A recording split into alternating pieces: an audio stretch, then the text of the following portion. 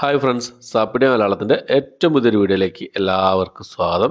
ഇന്നത്തെ video OTT അപ്ഡേറ്റുകളാണ്. ഇന്ന് release ചെയ്തിരിക്കുന്ന സിനിമകളും സീരീസുകളുടെ അപ്ഡേറ്റുകളാണ്.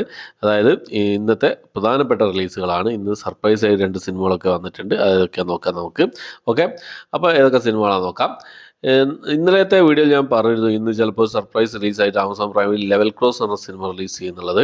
ആമസോൺ പ്രൈമിൻ്റെ ഭാഗത്തു നിന്നും സർപ്രൈസ് റിലീസുകളൊന്നും വന്നിട്ടില്ല എന്നുള്ളതാണ്. ഓക്കെ, പക്ഷേ സർപ്രൈസ് റിലീസുകൾ ഉണ്ട്. ഏതാണെന്ന് നോക്കാം നമുക്ക്. ഒന്നാമത്തെ സിനിമ ഡിമോണ്ടി കോളനി 2 എന്ന് പറഞ്ഞ സിനിമയാണ്. C5 വഴിയാണ് ഈ ഒരു സിനിമ തമിഴ് തെലുങ്ക് ഭാഷകളായിട്ട് ഹൊറർ ത്രില്ലർ വിഭാഗത്തിൽപ്പെടുന്ന സിനിമ റിലീസ് ചെയ്തിട്ടുള്ളത്. സിനിമ കണ്ടവരുണ്ടെങ്കിൽ നിങ്ങളുടെ അഭിപ്രായം കമന്റ് ബോക്സിൽ രേഖപ്പെടുത്താൻ ശ്രമിക്കാം. അരുൾനിധിയും പ്രിയഭവാനി ശങ്കറൊക്കെ പ്രധാന വേഷം കൈകാര്യം ചെയ്ത സിനിമയാണ്. തിയേറ്ററിൽ നല്ലൊരു വിജയം കരസ്ഥമാക്കിയ സിനിമയായിരുന്നു ഈ സിനിമ. അടുത്തൊരു കൊറിയൻ സീരീസ് ആണ്. ഗ്യാൻസിയോങ് ക്രിയേച്ചർ എന്നാണ് സീരീസിന്റെ പേര് വരുന്നത്. 2ാമത്തെ സീസണാണ്. Science fiction, fantasy, mystery, action, adventure വിഭാഗത്തിൽപ്പെടുന്ന സീരീസാണ്. നെറ്റ്ഫ്ലിക്സ് വഴി ഒരു series Tamil Telugu Hindi Kannada Korean English ഭാഷകളായിട്ട് ഇപ്പോൾ മുതൽ അവൈലബിൾ ആണ്. അടുത്തത് ഒരു ഡ്രാമ വിഭാഗത്തിൽപ്പെടുന്ന ഒരു ഹിന്ദി മൂവിയാണ്. ശോഭിക ദുലിബാലിയൊക്കെ പ്രധാന വേഷം കൈകാര്യം ചെയ്ത ഒരു ഡയറക്റ്റ് OTT റിലീസായിരുന്നു. ലവ് സിതാര എന്ന് പറയുന്ന സിനിമ. C5ലാണ് ഈ ഒരു സിനിമ റിലീസ് ചെയ്തിട്ടുള്ളത്. ഓക്കെ, അടുത്തത് പ്രതിനിധി എന്ന് പറഞ്ഞൊരു ഡ്രാമ വിഭാഗത്തിൽപ്പെട്ട തെലുങ്ക് മൂവിയാണ്. പ്രതിനിധി 2 എന്നാണ് സിനിമയുടെ പേര് വരുന്നത്. ആഹാ തെലുങ്ക് വഴിയാണ് ഈ ഒരു സിനിമ ഇപ്പോൾ മുതൽ അവൈലബിൾ ആയിട്ടുള്ളത്. അടുത്തൊരു സീരീസാണ്, ഒരു ഹിന്ദി സീരീസാണ്. സീരീസിന്റെ 2ാമത്തെ സീസണാണ്.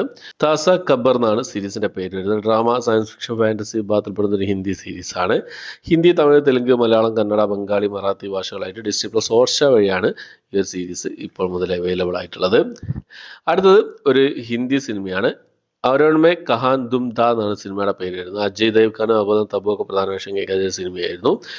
ഈ ഒരു സിനിമ ഇതിനു മുമ്പേ തന്നെ റിലീസ് ചെയ്തായിരുന്നു. റെന്റ് ഓപ്ഷനിലായിരുന്നു വന്നിട്ടുള്ളത്. ഇപ്പോൾ റെന്റ് ഓപ്ഷൻ മാറി നോർമൽ സബ്സ്ക്രൈബേഴ്സിനും കാണാവുന്ന രീതിയിൽ മാറിയിട്ടുണ്ട് എന്നുള്ളതാണ്. അടുത്തൊരു സിനിമ ഇന്ന് സർപ്രൈസ് റിലീസ് ചെയ്ത ഒരു ഹിന്ദി മൂവിയാണ്. ഉലച്ച് എന്നാണ് സിനിമയുടെ പേര് വരുന്നത്. ജാൻവി കപൂർ ഒക്കെ പ്രധാന വേഷം കൈകാര്യം ചെയ്ത ത്രില്ലർ മൂവിയായിരുന്നു. സാധാരണ ആമസോൺ പ്രൈമിന്റെ ഭാഗത്ത് നിന്നായിരുന്നു പിന്നെ ഡേറ്റ് ഒന്നും അനൗൺസ് ചെയ്യാതെ സർപ്രൈസ് റിലീസ് ഉണ്ടാവാറുള്ളത്. പക്ഷേ ഇന്ന് നെറ്റ്ഫ്ലിക്സ് അതുപോലെ ഒരു സർപ്രൈസ് റിലീസ് നടത്തിയിരിക്കുകയാണ്. ഉലജ് പറഞ്ഞ സിനിമ നെറ്റ്ഫ്ലിക്സിലാണ് വന്നിട്ടുള്ളത് എന്നുള്ളതാണ്. ഓക്കെ, അടുത്തത് അന്നാബെന്ന പോലെ തന്നെ സൂര്യക പ്രധാന വേഷം കൈകാര്യം ചെയ്ത കൊട്ടുക്കാലി എന്ന് പറഞ്ഞ സിനിമയാണ്. ഈ സിനിമ ആമസോൺ പ്രൈമിൽ ഇതിനു മുമ്പ് റിലീസ് ചെയ്തിരുന്നു. പക്ഷേ ഇന്ത്യക്ക് പുറത്തായിരുന്നു. പക്ഷേ ഇന്ത്യയിൽ ഈ ഒരു സിനിമ ഇപ്പോൾ മുതൽ അവൈലബിൾ ആണ് ആമസോൺ പ്രൈമിൽ. അതുപോലെ തന്നെ ഓവർസീസിൽ സിംപ്ലി സൗത്തിൽ അവൈലബിൾ ആണ്.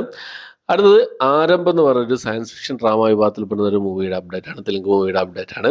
ഈ സിനിമയുടെ മലയാളം കന്നഡ വേഷം ഇപ്പോൾ മുതൽ ആമസോൺ പ്രൈമിൽ അവൈലബിൾ ആണ്. സിനിമ ഞാൻ കണ്ടതാണ്, കണ്ട് റിവ്യൂ ചെയ്തിട്ടുണ്ട്. കാണാത്തതെന്ന് കണ്ട് സപ്പോർട്ട് ചെയ്യുന്നു പ്രതീക്ഷിക്കുന്നു.